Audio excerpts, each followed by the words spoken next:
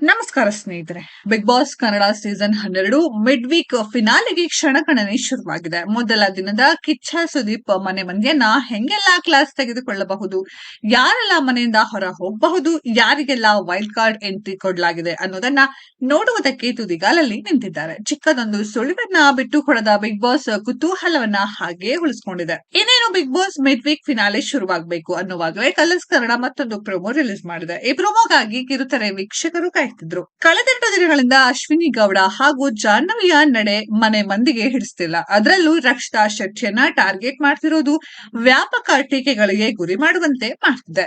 ಇದೇ ವೇಳೆ ಕಿಚ್ಚ ಸುದೀಪ್ ಕಳೆದ ವಾರ ಅಶ್ವಿನಿ ಗೌಡಗೆ ಕ್ಲಾಸ್ ತೆಗೆದುಕೊಳ್ಳಬೇಕಿತ್ತು, ಆ ಬಗ್ಗೆ ಮಾತೇ ಆಡ್ಲಿಲ್ಲ ಎಂದು ಸೋಷಿಯಲ್ ಮೀಡಿಯಾದಲ್ಲಿ ಬೇಸರ ಹೊರಹಾಕಿದ್ರು.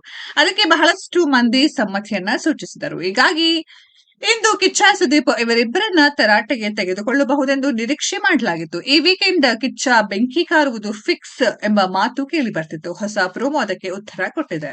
ಅಸಲಿ ಮ್ಯಾಟರ್ ಏನಂದ್ರೆ, ಮಧ್ಯರಾತ್ರಿಯಲ್ಲಿ ಗೆಜ್ಜೆ ಸದ್ದು ಮಾಡಿ ಮನೆ ಮಂದಿಯನ್ನ ಬೆದರಿಸಿದ್ರು.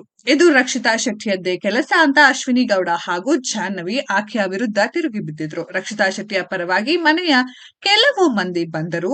ಅವರನ್ನ ಅಶ್ವಿನಿ ಗೌಡ ವಾಪಸ್ ಕಳುಹಿಸಿದ್ದರು. ಗೆಜ್ಜೆಯ ಸದ್ದು ರುವಾರಿಗಳು ಸ್ವತಃ ಅಶ್ವಿನಿ ಗೌಡ ಹಾಗೂ ಜಾಹ್ನವಿ ಅನ್ನೋದು ಮನೆ ಮಂದಿಗೆ ಗೊತ್ತಾಗಿದೆ. ಈಗ ಅಶ್ವಿನಿ ಗೌಡ ಹಾಗೂ ಜಾಹ್ನವಿ ಮನೆ ಮಂದಿಯನ್ನ ಎದುರಿಸಬೇಕಾದ ಅನಿವಾರ್ಯತೆ ಎದುರಾಗಿದೆ. ಇದೊಂದು ಕಡೆ ಆದರೆ ಇವರಿಬ್ಬರು ಕಿಚ್ಚ ಸುದೀಪ್ ಅನ್ನ ಎದುರಿಸಬೇಕಿದೆ.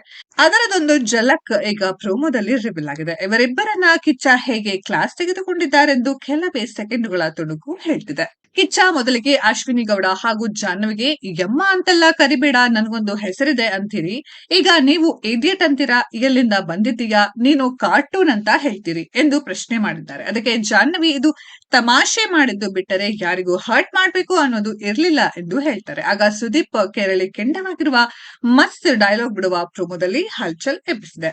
ನೀವು ತಮಾಷೆ ಮಾಡ್ಕೊಂಡು ನಿಮ್ಮ ವ್ಯಕ್ತಿತ್ವವನ್ನ ಕೊಲೆ ಮಾಡ್ಕೊಂಡು ಹೋಗ್ತಿದ್ದೀರಾ, ಇದು ನಿಮ್ಗೆ ಓಕೆನಾ?